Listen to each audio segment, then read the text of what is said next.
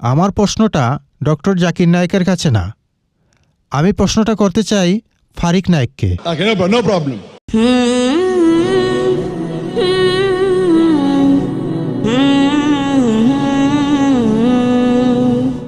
আমার নাম ফেরাকিন রেবিরা, আমি একজন খ্রিস্টান।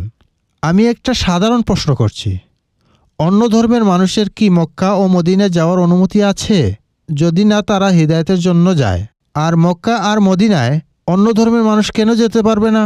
ধন্যবাদ। Thank you very much.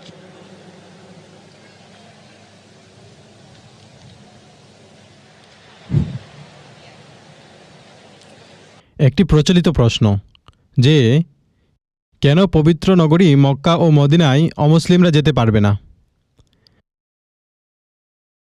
আর ভাই, আজকের বিষয় হচ্ছে ইসলাম নিয়ে ভুল ধারণা।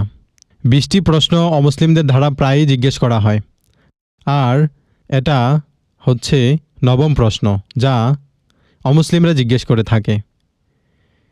কেন এই দুইটি পবিত্র নগরীতে অর্থাৎ মক্কা আর মদিনায় অমুসলিমরা যেতে পারে না? প্রতিটি দেশের নিজস্ব সেনানিবাস এলাকা বা দেশে সামরিক এলাকা থাকে।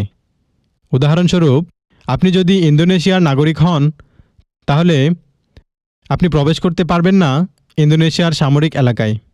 আপনি ঝগড়া করতে পারবেন না, বলতে পারবেন না কেন আপনি প্রবেশ করতে পারবেন না, কারণ এটা ইন্দোনেশিয়ার সামরিক এলাকা। একইভাবে ইসলামের সামরিক এলাকা হলো পবিত্র নগরী মক্কা ও মদিনা। শুধুমাত্র তারা যারা বিশ্বাস করে আল্লাহ একজন এবং মহানবী মুহাম্মদ সাল্লাল্লাহু আলাইহি সাল্লামকে, তারাই এই সামরিক এলাকায় প্রবেশ করতে পারবে। উদাহরণস্বরূপ, আপনি যদি কোনো দেশে যেতে চান, আপনার ভিসা লাগবে, এবং বিশ্বে সবচেয়ে বেশি কষ্ট হয় আমেরিকার ভিসা পেতে। তাই আপনি কোনো দেশে প্রবেশ করতে হলে আপনার আগে ভিসা লাগবে এবং আপনাকে সব শর্ত পূরণ করতে হবে। এবং আমি যখন সিঙ্গাপুর যাওয়ার জন্য ইমিগ্রেশন গেলাম, দেখলাম ফর্মে লেখা মাদক পাচারকারীরা যেতে পারবে না। সুতরাং আপনি বলতে পারবেন না যে এ শাস্তি একটি বর্বর আইন। সিঙ্গাপুরে প্রবেশ করতে হলে আপনাকে সে দেশের নিয়ম মেনে চলতে হবে।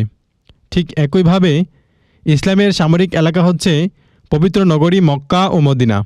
শুধুমাত্র সেই সকল ব্যক্তি যারা মহানবী হজরত মুহাম্মদ সাল্লাল্লাহু আলাইহি সাল্লামকে বিশ্বাস করে, তাদের মক্কা ও মদিনায় প্রবেশ করার অনুমতি আছে। এবং আপনি যদি মুহাম্মদ সাল্লাল্লাহু আলাইহি সাল্লাম ও আল্লাহ একজন বিশ্বাস করেন, তাহলে এই দুটি পবিত্র নগরী মক্কা আর মদিনায় প্রবেশ করার জন্য কেউ আপনাকে বাধা দিতে পারবে না। আশা করি প্রশ্নের উত্তর পেয়েছেন। ধন্যবাদ। Thank you very much.